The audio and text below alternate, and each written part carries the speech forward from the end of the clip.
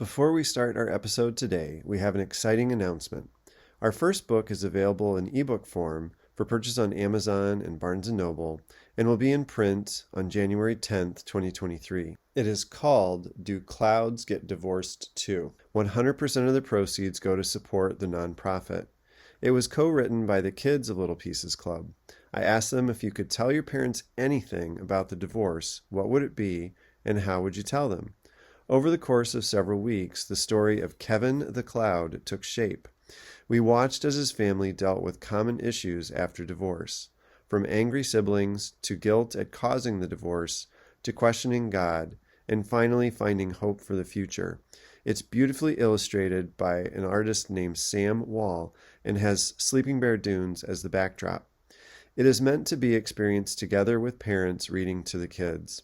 I've included discussion prompts and deeper information for parents to help understand the unique way children see and process the divorce. It helps you shepherd your children through their feelings. I really hope it blesses you as a parent and your children. I highly suggest that you read it a few times before you read it to your kids to prepare yourself. It hits pretty hard in a challenging but uplifting way. Now on with this week's podcast. Hi, my name is Chris Polad. I'm a pediatrician at an academic institution, and I happen to be a Bible nerd, a child of divorce, and soon-to-be author.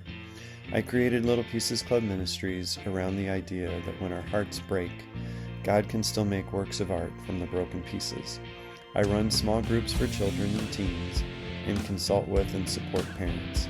I also give lectures and seminars upon request. Our content centers around the science of adversity, abuse, and neglect, that is ACE science, and how biblical design patterns harmonize with it. Along the way, I discovered that Jesus' story, wrapped in the design patterns of the Good Shepherd and the Tree of Life, help us process, grieve, forgive, and reintegrate our souls after trauma. And this helps us grow strong in solitude and community, leading us to love God, self, and others, which is what the greatest commandments or greatest blessings are all about. This podcast is geared to help parents understand their children's point of view and to be a good shepherd and tree of life through the hard times. You can follow the ministry on social media in several different areas. On Instagram, we are at LPC Ministries. On Twitter, we are at Club Pieces. And on TikTok, we are at Little Pieces Club. In the YouTube video of this podcast, you will see QR codes for our Facebook group and our YouTube content. I love getting questions and comments, so now let's get into this week's episode. Our at-home format for small groups, for those of you trying to support small groups, starts with a fun and relaxing 15 to 20 minutes. Next time is followed by a snack or basically a meal time, where we go over prayers in a style that is very much like examine of conscience. And then we go into the video lesson part of the application, followed by a prayer to close the video and a fun and relaxing activity again for 15 to 20 minutes.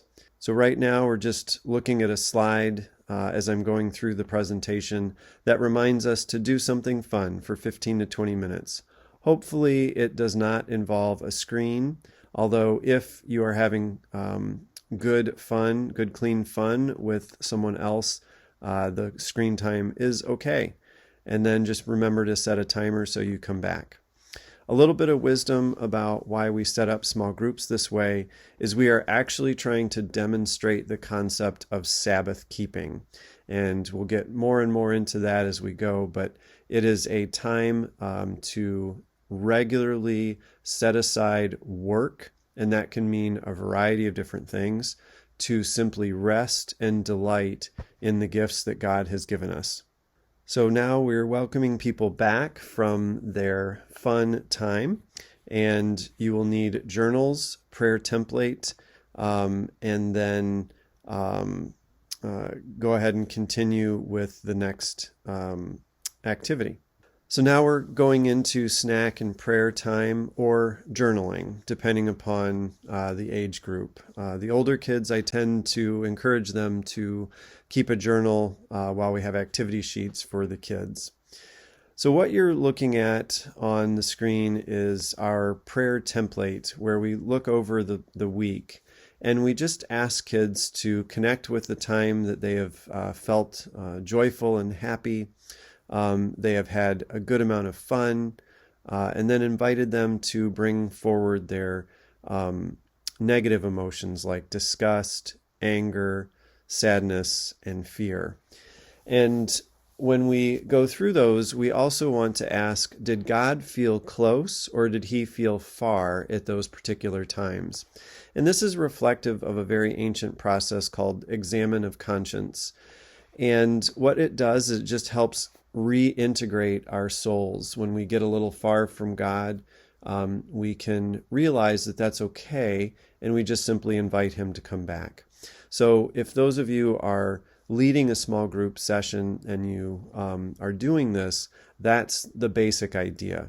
And what we always want to do is present ourselves as very warm and welcoming, no matter what kids are feeling at a given time. And they may even try to provoke anger out of us. And so we just want to be aware and ready to respond with patience and kindness.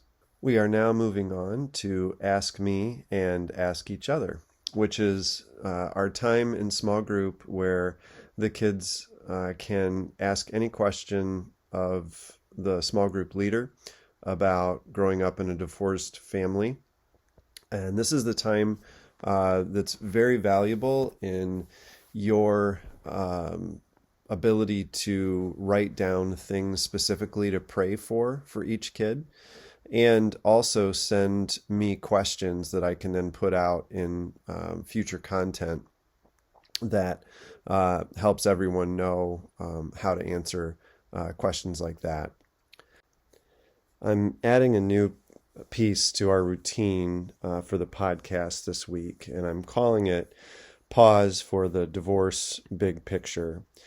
And I really want to highlight some specific aspects of the ways kids can respond to divorces, so the parents and potential small group leaders have that in mind as we go through the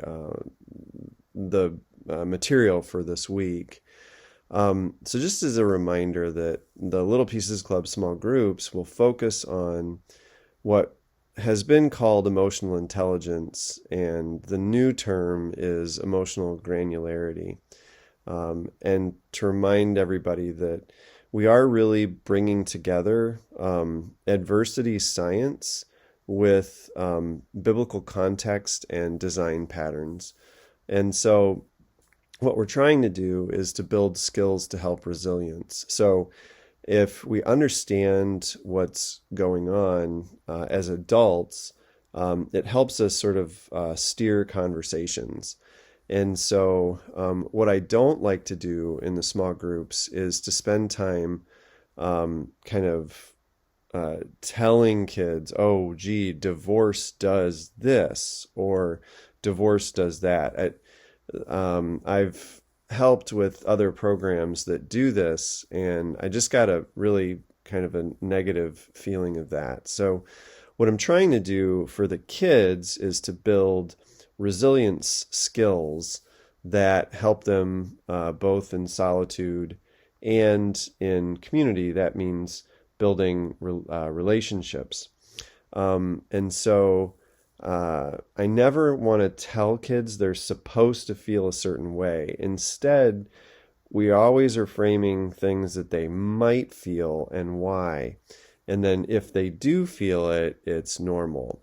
So that being said, there are a few patterns that researchers have picked up on that I think parents and small group leaders should understand. And so as we're in the middle of several episodes that have been really hitting this Ezer Kenegdo concept pretty firmly. And I just want to remind us that this was the word that was used to describe Eve as she was created for the first marriage. And on top of this idea that iron sharpens iron with love, I really hold this Ezer Kenegdo concept as very, very important as the expectation that I think we should have when we're looking for a marriage partner.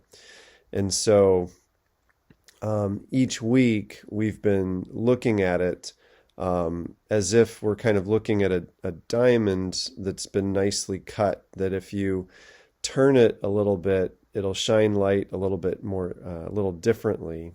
And that's the basic idea here. So remember that happy relationships require what's called emotional granularity and the ability to form attachments.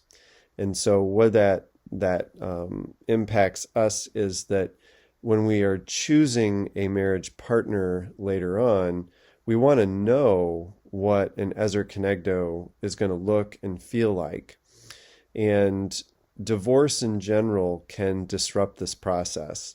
I've probably mentioned it a couple of times, but in essence, when the adversity of the divorce hits, number one, obviously the parents have not had a strong enough positive relationship, and that's resulted in the need to dissolve the marriage. So that's number one. But number two is that kids, through necessarily no fault of the parent, can decide to not share how they're feeling if they're what's called an internalizing child. And if they're an externalizing child and they share freely their emotions, they can also pick up on the fact that that will upset parents. And so you miss out on an opportunity as a parent to help kids understand this idea of emotional granularity, and that is bringing words to these complicated feelings that they might be having. And so I just want to remind us that as we're talking about the current subject matter, which today is kind of forming valid expectations with other people, that's why we're doing it. It's the valid expectation concept is an extremely important concept for marriages, but just in relationships in general. It's good to kind of plant the seeds for kids that there is a process that can happen when you come to an emotional disagreement with someone. So as we kind of continue to talk about this kind of pause for the divorce, I'm reminding you of how all of these episodes and podcasts fit together. And that is, the tree of life is sort of running in the background. We're looking at the slide where we can see that we've got lots of skills that we went over in the private Christian journey that represent the roots of the tree. So that's basically your relationship with God. And then at the top of the diagram of the tree is what's visible to everybody else. And the branches are where I've placed this idea of the Ezer Kenegdo, and there are several skills that go along with that. And so today we're continuing to focus on the idea of synergy and forming valid expectations. So we'll define those in a little bit, but there are 4 criteria for a valid expectation.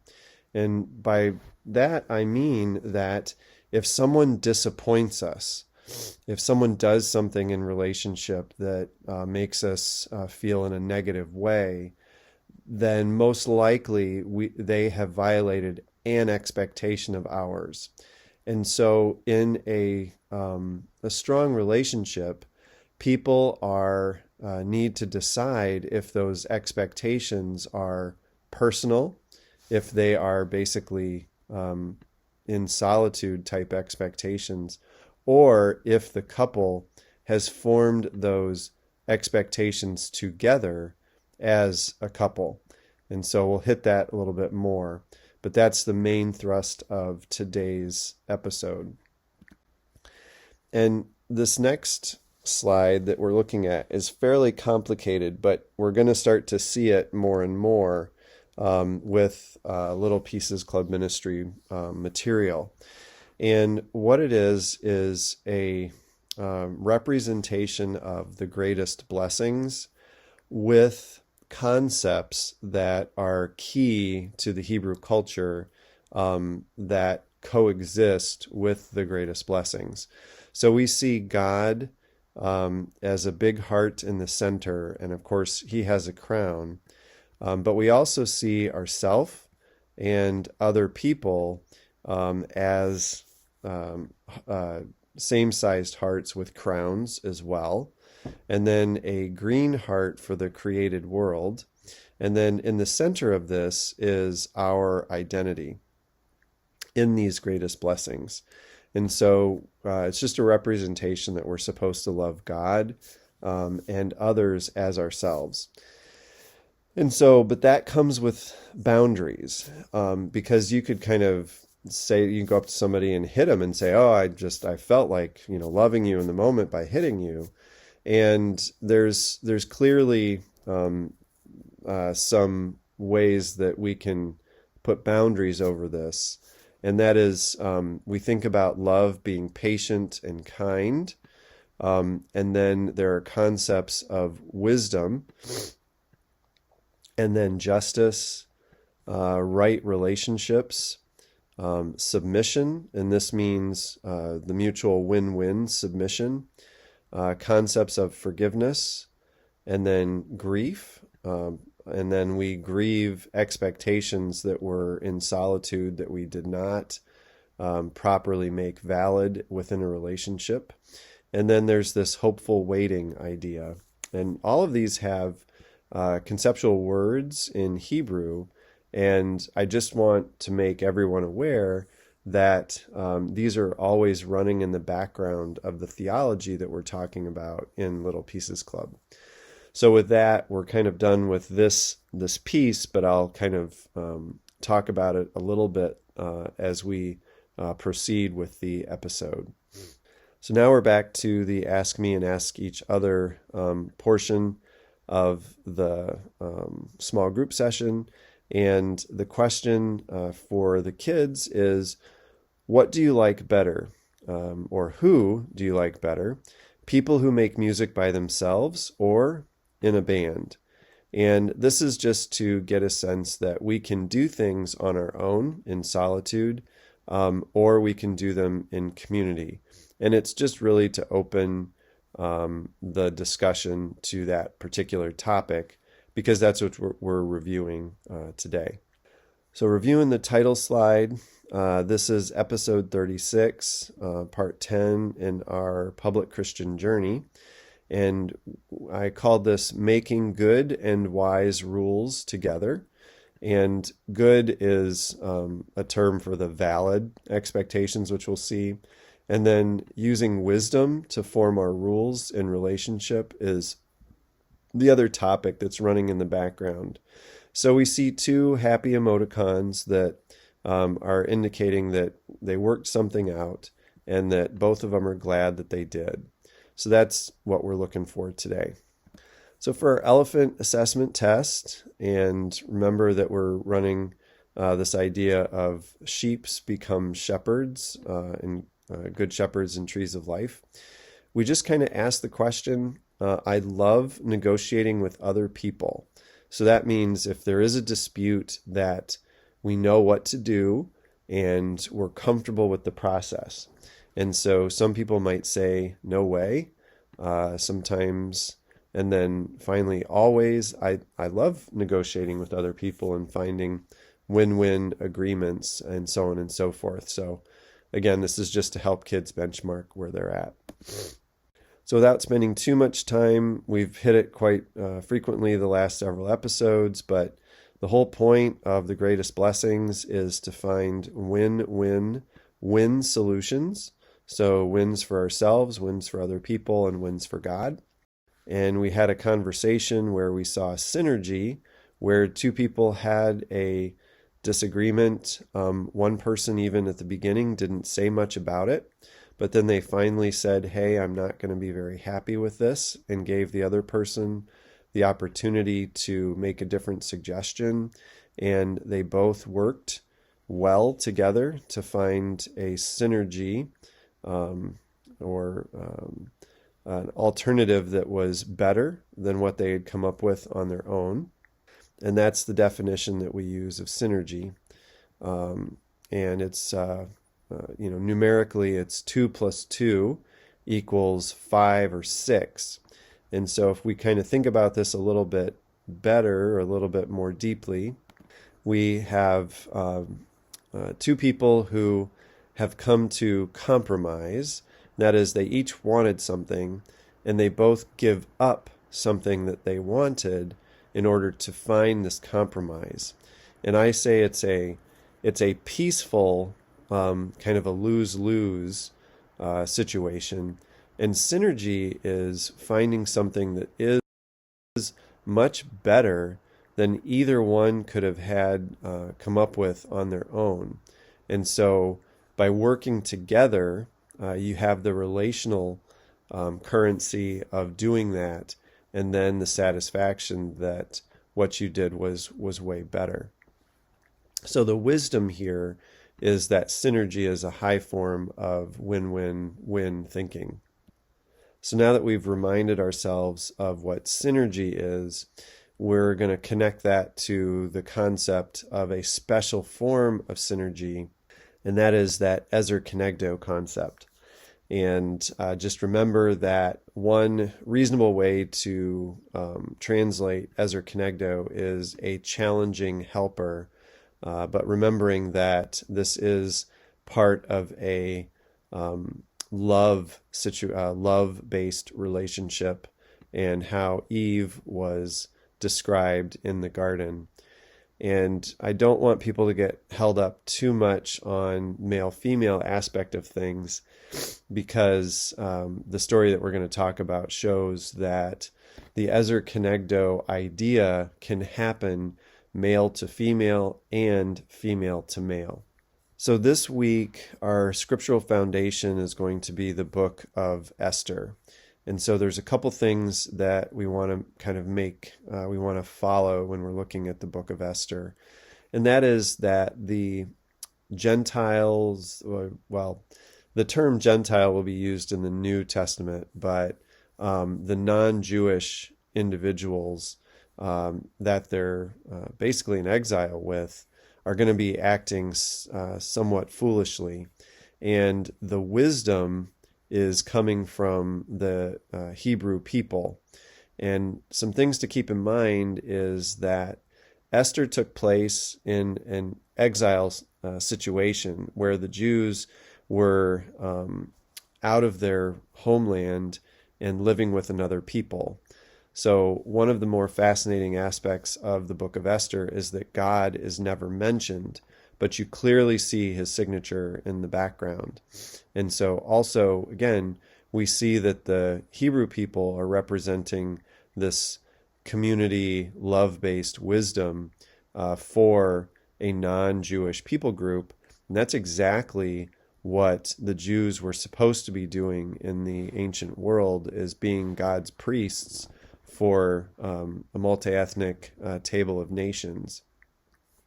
And I do highly recommend, especially small group leaders, to watch the short, I think 7 or 8 minute video from the Bible Project on the Book of Esther. And so you kind of know the basic story and design.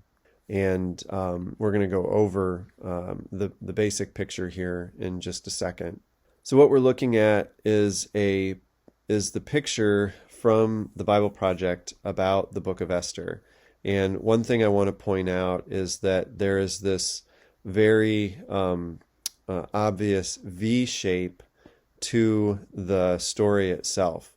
So we start out, and what that is this means that this story was very, very tightly crafted to start with the beginning, showing how the Persians behave, and it sets up also a villain, and then the two people that thwart the villain. And then, almost in perfect symmetry, you begin to see the story emerge from the depths to the climactic conclusion where the Hebrew people have been saved from near extinction. So that's what's happening in the background. And so we're going to clear that and then say that we meet the characters. We meet Haman, who wants to kill the Jews. And then we see Mordecai and Esther working together as Ezer Kenegdos. And then Haman gets his just ending. So we see God's type of justice happen. And then the Jewish people are saved. So then we're going to look at some specific aspects of what's going on. So for brevity, there's a conversation that happens between Mordecai and Esther. And they basically are saying, they're talking about their responsibility from the Hebrew perspective to save their people. And initially, Esther will push back. And this is when we can actually see that the story is a design pattern linking back to the Adam and Eve story. And that is, Esther could have remained in kind of selfish in the fact that she might perish by approaching the king. But then Mordecai gently pushes back to her, makes a emotional and logical appeal, and she says, okay, you're right. I will potentially sacrifice myself for my people. And so what we see then is a story that's reflecting these greatest blessings and the wisdom that we were talking about earlier. So to take a look at the actual biblical passage, I do find that it's helpful to spend a moment to read it. So Mordecai is asking Esther to help once he found out that the Jewish people were going to be killed. And then Esther told her servant to go back and relay a message to Mordecai. And this is where she says, wait a minute, this might put me at risk. So all the king's officials, even the people in the province, know that anyone who appears before the king in his inner court without being invited is doomed to die unless the king holds out his gold scepter. And the king has not called for me to come to him for 30 days. So the servant gave Esther's message to Mordecai. And Mordecai sent this reply to Esther: don't think for a moment that because you're in the palace that you will escape when all other Jews are killed. If you keep quiet at a time like this, deliverance and relief for the Jews will arise from some other place, but you and your relatives will die. Who knows if perhaps you were made queen for just such a time as this. So we see Mordecai's deep faith in the rescue of the Jewish people will come. But he is making a plea to Esther that she's in the perfect position to help out. So then Esther sent this reply to Mordecai: go and gather together all the Jews of Susa and fast for me. Do not eat or drink for 3 days, night or day. My maids and I will do the same. And then, though it is against the law, I will go see the king. If I must die, I must die. So Mordecai went away and did everything as Esther had ordered him. So I want to call out something here. And yes, this is the Ezer Kenegdo relationship at its core. She's wavering. He makes a gentle push. She listens deeply and responds to it. But the other thing we see is that she gives a directive to the Jewish people. So she is in a position to fully lead the Jewish people.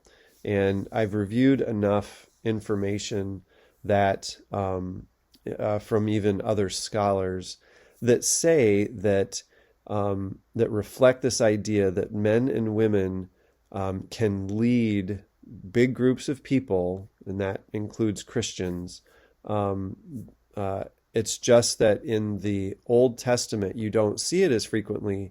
And there's a very, very important reason for that. And that is that women's job primarily was seen by the culture, and this includes women, that their primary way to be a good shepherd was to raise the children and shepherd the children. So that was seen as a very, very important job. But there were clear areas where women were put in charge and had the ability to lead. So this really helps lay to rest some, unfortunately, Western non-contextual interpretations of the biblical stories about women's role in the church and leadership. So I just wanted to point that out to everybody, that this really speaks against keeping women out of a leadership role. So to look at how this kind of plays out, we can see that Mordecai knows the danger, and he makes a request of Esther. Esther initially has a selfish reaction, but an understandable reaction. Mordecai reminds her of the context of her Hebrew community and begins to put in place the greatest blessings. And then Esther asks wisely for the community's support with prayer and fasting, and that she ultimately does as Mordecai requests, so that we see this as a win for Esther, a win for Mordecai, and a win for the community. So that's where we see the wisdom come in. So yep, Esther and Mordecai show wisdom. So how do we begin to illustrate this for the kids? These are, and I understand these are very kind of complicated topics for the children, but there's something that we do very frequently in small groups that I think we can sort of build on. And so that is when we play games with people. And that is like chess or checkers or Uno or some type of card game. So when you are playing a game, we ask the discussion question to the group is, what do you need to do first? Let's say it's a new game. So what's kind of the process of playing a game with someone? And that is, you have to decide the rules, okay? And so we're going to go through that, and we'll kind of see how it can go a little crazy so that we understand. So first, we've got two emoticons on a slide, and one of them is thinking, they haven't said out loud, that they want to play the game Hangman. And the one person is thinking, I always get to guess the 3 letters. And so, okay, now let's go ahead and play. And you see this other emoticon trying with a surprised look on their face going, what's going on here? So they kind of slow down. You have one emoticon now saying, they're speaking that, okay, here are the rules for Hangman. I always get to guess 3 letters and you get to guess 1. So I asked the kids, what's wrong with this rule? And they're like, well, it's not fair. One person gets to guess 3 times and the other person only gets to guess 1 time. So exactly. So we would kind of think about this idea of fairness, and what are we going to do about that? Well, then we see the other emoticon begin to say, okay, how about you pick the first word and I'll go get a friend and play 2. Okay, so then we can maybe, and we each get to guess 1 letter at a time. And so we put all of that together, and it now feels a lot more fair. And then the other person says, okay. So we've just used synergy, like we talked about in the previous episode, to get to this point. Okay, so here's the summary slide. So we called this episode Making Good and Wise Rules Together. And as I already told the adults, earlier in the podcast, these are what are called valid expectations. And so for the kids, we say everybody knows the rules. So for the adults, that means that this expectation is conscious, it's reasonable and fair. And then so for the adults, we're thinking that that's realistic, that the rules are spoken about. So that is, we talk about the rules.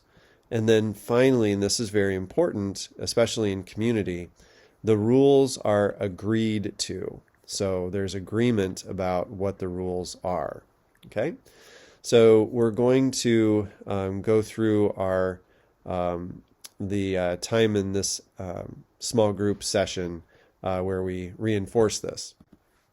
So I've been calling this the right brain time, where we do some activities that help us know what it is that we're doing. So for the activity sheet for the younger ones, I have a couple of key words that they get to decide if those are characteristics of wise rules or foolish rules.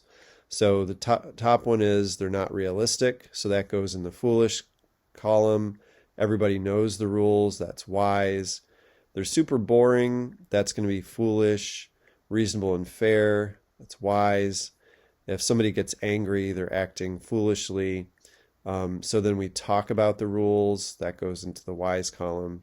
And then agree, that goes into the wise rules. And then one person decides the rules, that's quite foolish.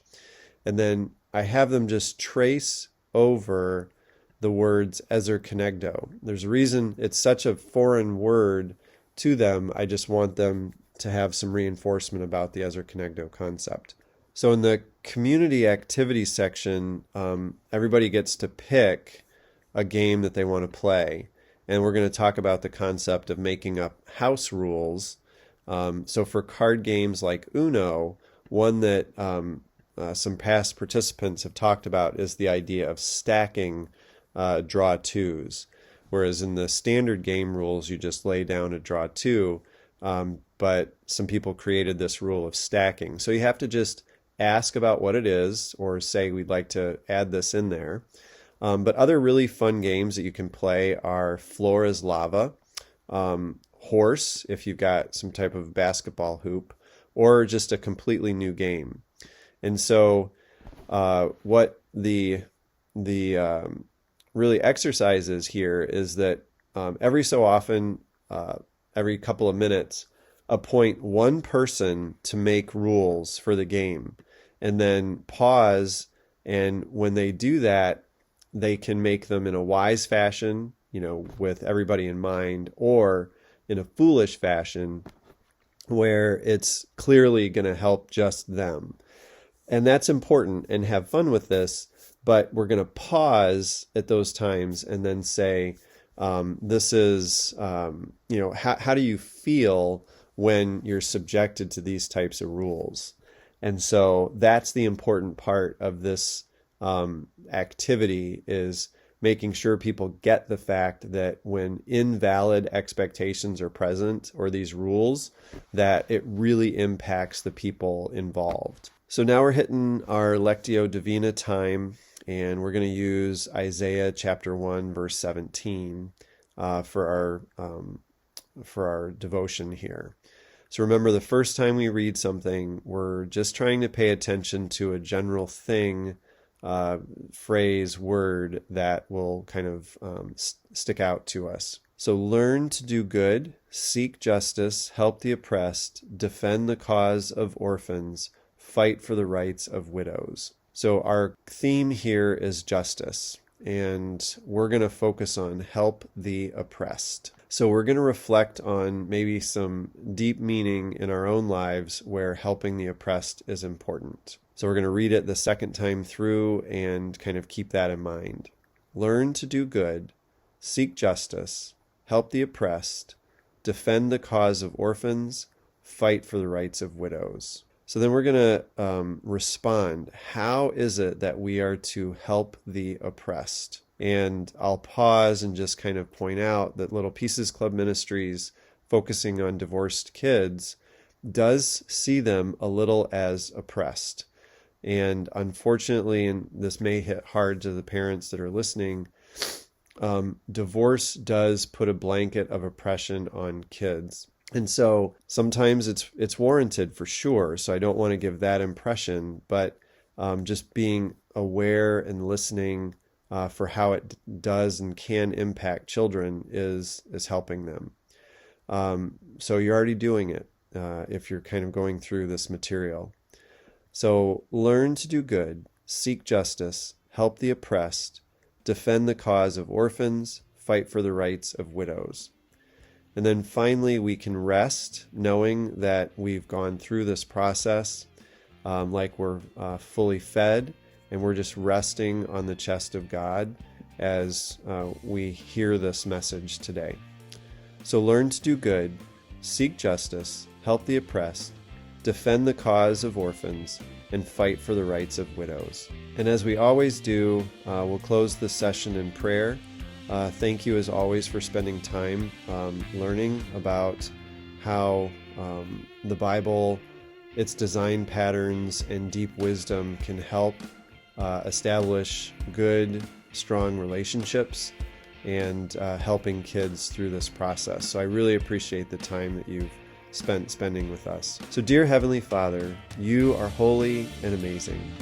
Thinking about your greatness reminds us of looking into the night sky, where we can just spend lots of time looking and meditating on who you are and how you love us. We're excited to have you in our lives. So please bless our public Christian journey as we're learning new words like synergy and Ezer Kenegdo. Bring people into our lives who we can have fun with, but also challenge us to become better people. In your words, iron sharpens iron in love. For this is how we bless each other and make you happy. In this way, may we play our part in expanding your kingdom with justice, wisdom, and right relationship. In Jesus' name we pray all of these things. Amen. Have a blessed week until we have our next episode.